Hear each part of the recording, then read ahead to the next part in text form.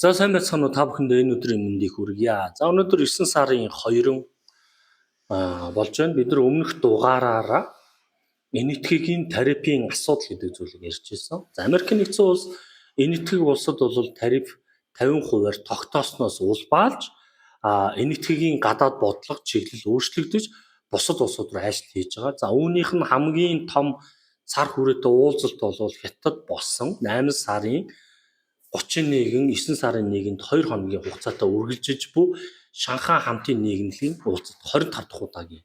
Энэ уулзалтанд оролцож дэлхийн нийтээрээ томчуул энэ уулзалтан дээр юу ярих нь уу, юу шийдэгдэх үү гэдгийг бол харах сонирхолтой байсан. За энэ нь бол санхүүгийн зах зээл дээр нөлөөлж алтны ханшийг өсгсөн иймэрхүү зураглал болсон байна. За энэ уулзалт Шанхай хамтын нийгэмлэгийн уулзалтан дээр хоёр том байгууллагын уулзалт баг болсон гэж бол хэлэхэд бол илүүдэхгүй болж байна. За нэгдүгээр нь болохоор RIC гэдэг уулзалт байж байгаа. За RIC гэдэг нь юу вэ гэхээр Орос, энэтхэг, Хятад гурвын холбоо байж байгаа. За энэ гурвын холбоог бол анх 1998 онд тухайн үеийн Оросын холбооны улсын ерөнхий сайд ийсэн хүн анх бол санаачилж ирсэн юм байна. Тэгсэндээ гурван улсын холбоо гэдэг зүйлээр гарч эхэлж ирсэн байна. За энэ уулзалт нь явсаар хагаад 2009 онд бол Бразил, Өмнөд Африкийн нэгдсэн улс нэгдснээрээ BRICS-ийн холбоо гэдэг зүйл бол анх байгуулагдсан байж. За тэгвэл нөгөө талдаа Шанхай хамтын нийгэмлэг гэдэг зүйл 1996 онд Шанхай 5 гэж бол байгуулагдж ирсэн. За үүнд болохоор 5 улсын холбоо байдаг. Хятад, Орос, Казахстан, Кыргызстан, Тажикстан улсын холбоо байсан. За энэний гол зорилго бол хил орчмын аюулгүй байдлын ажиллагаа, зэвсэгт хүчний байршуултыг зохицуулахын зорилготойгоор байгуулагдж ирсэн холбоо байсан.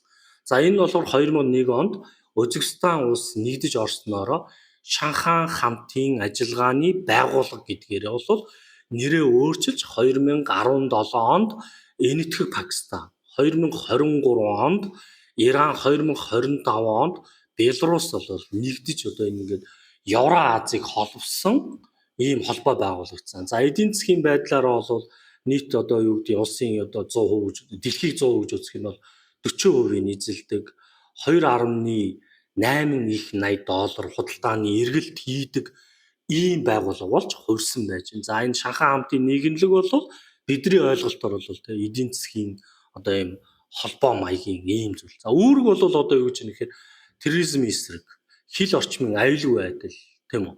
Эдийн засгийн интеграцлсан чиглэлийн одоо чиглэлж дээр геополитикийн эсрэг барууны эсрэг одоо блок гэдэг ойлголтуудыг бол оруулж ирсэн. Нэгсэндээ Европ болон Америк нэгдсэн улсуудын эсрэг гарч ирсэн том холбоо гэдэг зүйлийг бол BRICS болон Шанхай хамтын нийгэмлэг гэдгээрээ гаргаж ирж байгаа гэсэн.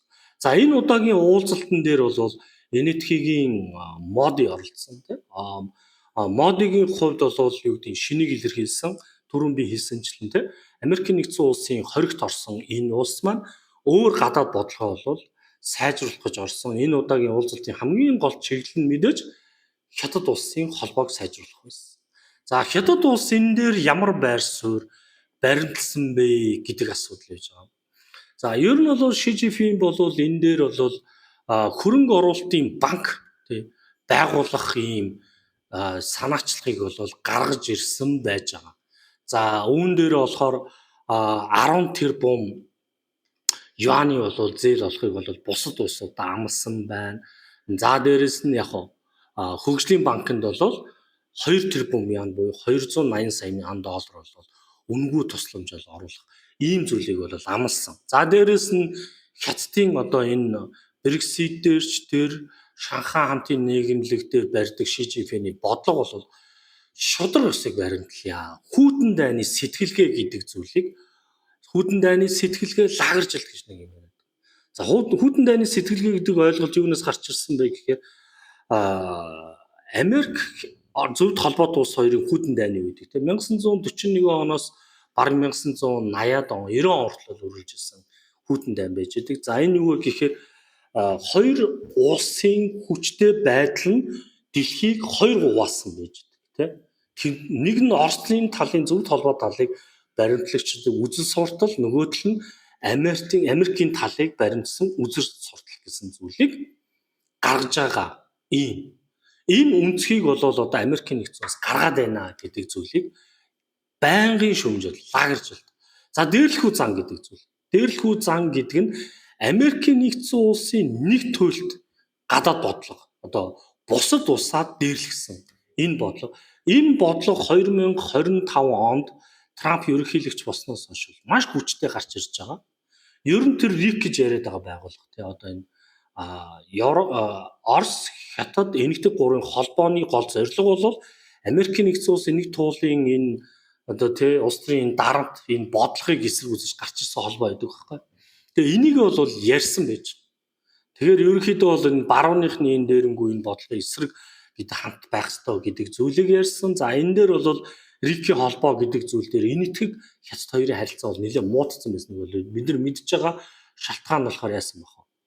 Хятад Энэтхэгийн одоо хөлийн маргааны асуудлаас болж за тэгвэл энэ харилцааг сайжруулах гэж муудыг ирсэн энэ хоёр ямар ч байсан 45 минут уулзалт бол хийж ямар ч байсан одоо энэ хөлийн маргааны асуудал тийм үү дээрэс нь эдийн засгийн бодлого дээр оролцох ийм саналыг бол гаргаж ирсэн гэж. За тэгвэл энэ Брексит Шанхай хамтын нийгэмлэгтэр мэдээж Оросын холбооны улсын хүсэж исэн зүйл бол мэдээж нэгдсэн эдийн засгийн бодлого тэг хамтын ажиллагаа. За үүндээ болохоор энэ Америкийн нэгдсэн улсын $10 эсрэг нэгдсэн мөнгөнд тэмдэгт гэдэг асуудлыг дахин сөхсөн байж байгаа.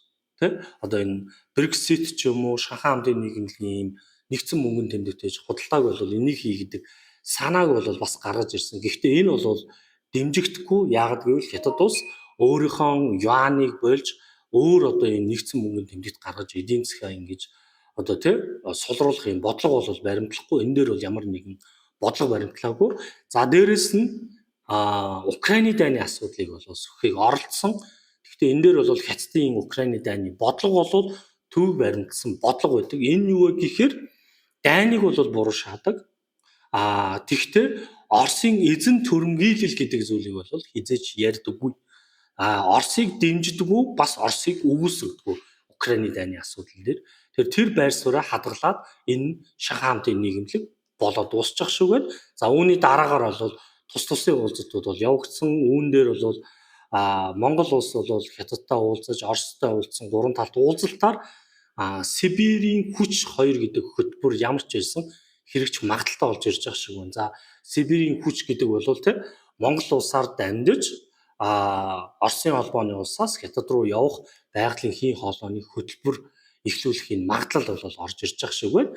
За энэ дээр бол ямар нэгэн Америкийн нэгдсэн улсын ерөнхийлөгч Трампын бол байр суурь бол гарч ирсэнгүй. Гэхдээ Шанхай хамтын нийгэмлэгээр гарч ирж буй барууны эсрэг нэгдсэн баг олё, нэг талдаа гарья гэдэг бодлого нь бол санхүүгийн зах зээл дээр бол алтыг өсгөж $10 унагсан иймэрхүү нөлөө гарч ирж байгаа нь томоохон өөрчлөлтийн нэг хэлбэрийг илэрхийлж байна. За тэгээд дараагийн нэвтрүүлгээр бид нэр хэрэг Дональд Трамп дахиад өөр бодлого энэ дээр бол ямар нэгэн комент хэлэх юм бол энийг бол бид нар өргөжлүүлэн ярих болно. За дуусгая.